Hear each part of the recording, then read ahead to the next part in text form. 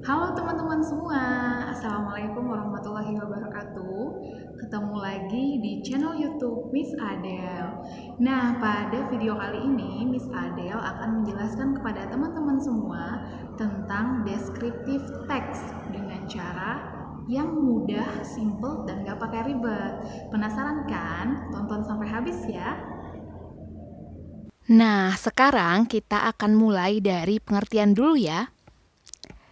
Deskriptif berasal dari kata describe. Di dalam bahasa Indonesia, artinya menggambarkan atau menerangkan. Kita bisa menggambarkan orang atau manusia, seperti sahabat kita tercinta. Kita juga bisa menggambarkan hewan peliharaan. Mungkin adik-adik punya nih. Kita juga bisa menggambarkan tempat-tempat bersejarah atau tempat-tempat wisata yang pernah kita kunjungi. Simak terus ya. Baiklah, pada video kali ini kita akan membahas tentang sebuah deskriptif teks yang menggambarkan tempat wisata di Indonesia, yaitu Candi Borobudur.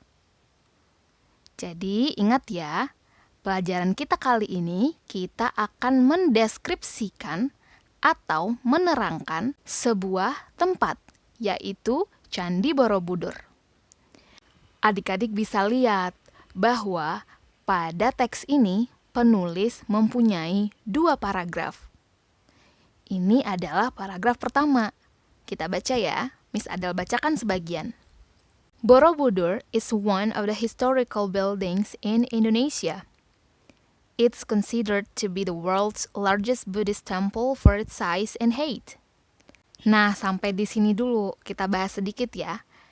Pada kalimat pertama, penulis mengatakan bahwa Borobudur itu adalah salah satu bangunan bersejarah di Indonesia. Pada kalimat kedua, penulis mengatakan bahwa Borobudur adalah candi Buddha terbesar dan tertinggi. Nah, kita bisa lihat nih, pada paragraf pertama ini kelihatan kan kalau penulis ingin mengenalkan sedikit dulu kepada pembaca tentang Borobudur itu. Paragraf pertama ini disebut dengan identification, atau di dalam bahasa Indonesia kita sebut dengan identifikasi. Nah, sekarang kita akan lihat paragraf kedua. Miss Adele bacakan sedikit ya. Borobudur Temple consists of 6 square floors and 3 circular floors, which is arranged accordingly and make it to the stair-like layers that you have to climb one by one to reach the top of the temple. Bahwa paragraf 2 ini menjelaskan penjelasan yang lebih rinci tentang Candi Borobudur. Mulai dari bagian atas, bagian tengah, bagian bawah, dan bagian luar. Jadi, kalau adik-adik ingin menjelaskan sesuatu, mulailah secara runtut ya, jangan sampai kebalik. Karena itu akan membuat paragraf kita menjadi tidak bagus, oke? Nah, paragraf 2 ini disebut dengan description atau deskripsi, yang berarti penjelasan lebih lanjut atau detail tentang objek yang kita gambarkan.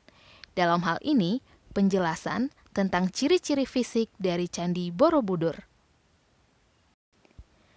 Nah, kedua aspek inilah yang kita sebut dengan generic structure atau struktur. Jadi, jika adik-adik melihat ada 2 paragraf tentang descriptive text, jangan galau ya. Paragraf yang pertama pasti merupakan identifikasi, dan paragraf yang kedua pasti merupakan deskripsi. Mengerti ya sampai di sini? Nah, sekarang kita akan lanjut pembahasan kita tentang language features atau fitur bahasa.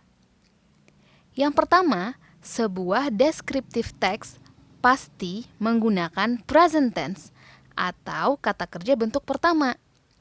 Nah, apakah kata kerja bentuk pertama ini?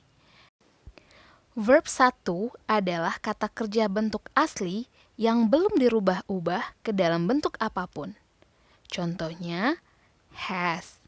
have, leave, go. Fitur yang kedua adalah penggunaan adjectives atau kata sifat. Kata sifat adalah kata yang menerangkan sifat dari suatu benda, meskipun benda tersebut adalah benda hidup seperti manusia. Contohnya, Miss Adele. Sifat dari Miss Adele adalah ceria dan cerewet. Jadi, jika adik-adik ingin membuat sebuah paragraf mengenai Candi Borobudur, gunakanlah sifat-sifat Candi Borobudur. Misalnya, besar, luas, dan tinggi. Fitur yang terakhir yaitu penggunaan pronouns. Pronouns itu artinya kata ganti.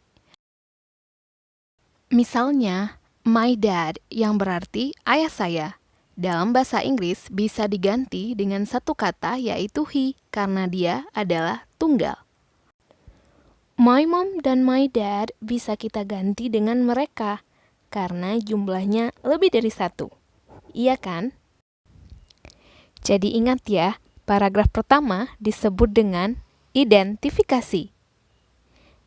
Dan paragraf 2 disebut dengan deskripsi. Paham ya? Dan juga jangan lupa ya dengan fitur bahasa seperti yang 3 yang sudah kita pelajari. Sekian pelajaran hari ini.